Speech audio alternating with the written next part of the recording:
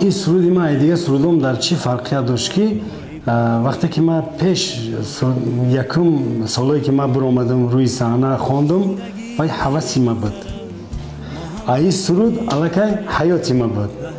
حیاتی در حیات وزنی ها هست، مشکلی ها هست، پستی ها هست، بلندی ها هست. همین سرودی ما ترنمگری همه حیات فعالیتی ما بود.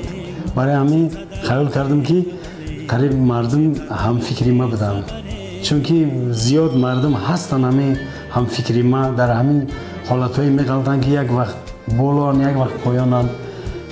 بارم تکرار میکنم که خداوند همیشه مردم ما باید موفق باشه، سربلند باشه، هنردوست باشه. بگذار هم سروده که امروز موفق شده، دردی ما که به درد مردم خورد. فقط من خدا را زاره میکنم که مردم هم میخوام خوشحال ببینم.